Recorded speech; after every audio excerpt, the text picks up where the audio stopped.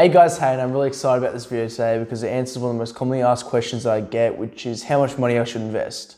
Don't forget, I'm on a journey to educate millions of people just like you in personal finance, and I've been asked by so many friends whether they should put their first $10, $100, $1,000 or if that's even enough.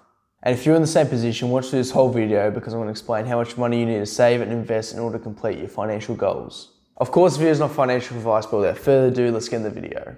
Now, the best part about the information I'm going to give you today is that it's relative to your income. It doesn't matter if you're a teenager just making $5,000 a year or you're a high-level CEO making $5 million.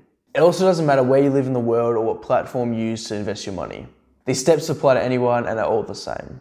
So it doesn't matter if you use just your local banking app for investing, eToro like myself, Robinhood like in the US, or some other fintech application that you may use. It also doesn't matter if you're like me from Australia, England, the US, or Romania like the man himself.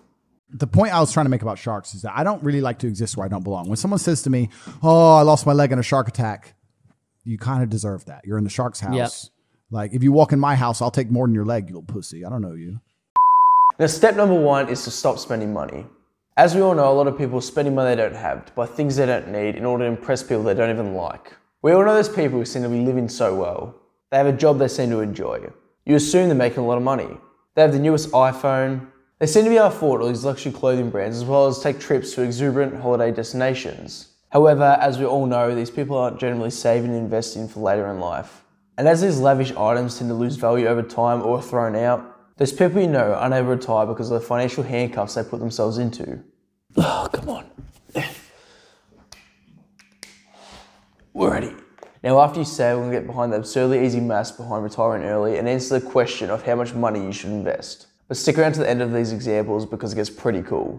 But for simplicity's sake, because maths is boring, says the guy doing an engineering degree, we're going to assume you make $1,000 a month. There. So that's your income represented there. Now let's say you save 5% of that. I probably should put next to it, but 5% of that $1,000. That means you're going to save $50 of that $1,000. So if we save $1,000 a month and put $50 of that saved monthly income into something that pays a 4% dividend yield, if you did this, it would take 66 years. Is that right? What? Yeah, 66 years to retire.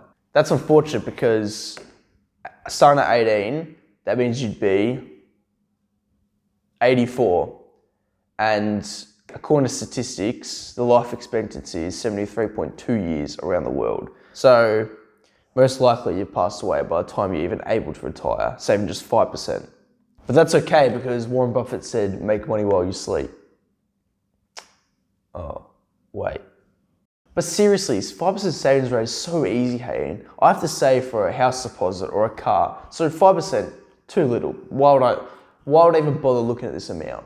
Well, the saddest part about this is that the average US savings rate is just 4.4%, meaning that most average people can never really retire.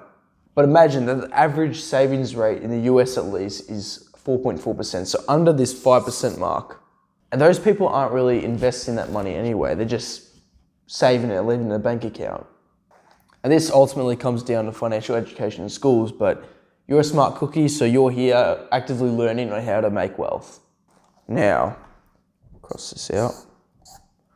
Let's say you do 10% savings. Okay, so we've doubled our savings. So that becomes $100 a month. So 10% of that $1,000 hypothetically a month. Now, just to remind you that don't worry about what this number in the middle is. We're really focusing on 10%, 5%, whatever the percentage savings rate is. Now, saving $100 a month, we are able to retire in 51 years. Which, although we took off 15 years from the last one, I don't know why I crossed those out. But anyway, it's still, we have to retire in still 51 years, which we would be 69. Nice. Which at least is relatively normal in Western society. But personally, I'd like to reach financial freedom a little bit earlier. Now, We're going to bump it up again because we're absolute tight asses, and we're going to save 15% of our income, making it $150 per month, saving and investing. So we're going to be able to retire in 43 years, which is again, right, reasonable for the average person.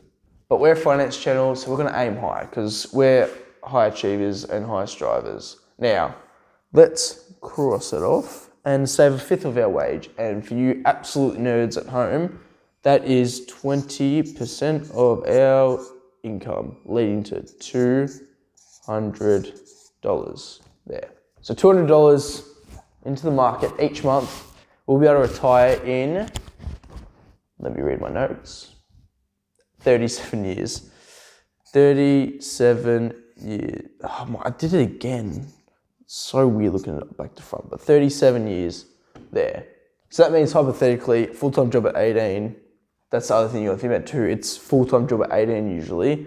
But anyway, we'll be able to retire at 55 because 18 plus 37 is 55. So 55, not a terrible number, not a terrible number. But let's not stop there. Let's save 30% of our income. So this is what I believe the average person probably thinks they save, between 20 and 30%. Now that leads to saving and investing $300 a month. And if you do that, you will retire when you are 43 years old. When you're 43 years old, wouldn't that be the dream? You'll be able to comfortably retire before you're even in your midlife, you know? Now, if you think 30% is amazing, it's not, because we're gonna save 50%. Because we are frugal people. We don't spend our money. Anyway, by investing 500 of our, $5,000, oh, that's really throwing me off now. Oh, okay, 500 of our $1,000, we'll be able to retire in, this is the big one, 17 years. 17 years. That means you can retire when you're 35. 17 years old, that is shorter than the time you spend in school. That should make you feel old. But how good is that? 17 years and then you're done. You work less than you go to school. So you retire at 35. And yes, this is incredibly difficult, and under some circumstances, this can't really be done because some people have different types of expenses. Yet it is perfectly attainable for the average person, and especially if you wouldn't mind retiring in just 17 years, I don't know why you wouldn't even try to at least attempt 50% or more. Now, I suppose the laws of this explanation should include that you are guaranteed to make 5% average return after inflation, which inflation is normally between 2 to 3% usually. But also an extra buffer is that the market tends to go 8 to 10% a year, so a simple index fund will do the trick. But another factor you must consider is that your investments pay you 4% per annum, so focusing on getting a higher yield between stocks or ETFs will be a sufficient strategy. So by following these two key factors, your investment will slowly hold higher than the dividend over time and hence maintain its value, whilst also giving you spending money to live off and enjoy the rest of your life. And don't forget this monthly income is relative. And what I mean by that is that $1,000 a month will equate to $12,000 a year. Now usually it's a younger age you make this type of income, but if you scale it to 60 grand a year with $5,000 a month, you can apply the same mass investing strategy relative to your pay grade. But at the end of the day, those years I showed you will be the same time you'll retire. So if we're trying to answer the question, how much should I invest? Well, look at yourself. When would you like to retire? If you're happy spending your money at a young age and then wait until you're in your 50s, 60s, 70s, 80s to retire, then that's fine. But if you want to at least try to do a minimum 30% savings rate and invest it, then you'll wait no longer than your 40s to retire.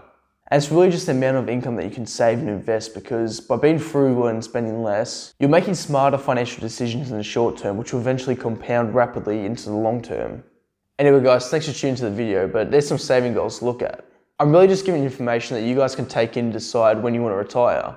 But all I'm really endorsing is a quicker retirement, which is what you probably want. You can spend your 20s partying, spending money, but if the data shows that if you want to retire early, you can do so very, very easily, and you know the set rules that you have to apply. Click on my last video with Josh Dowling where we talked about the type of content we make, the exercise that you should do, and also what success really is. Don't forget to like and subscribe because I'm trying to get my message out to as many people as possible, and you helping and supporting the channel will contribute to that mission. Below my socials, but anyway guys, heading out.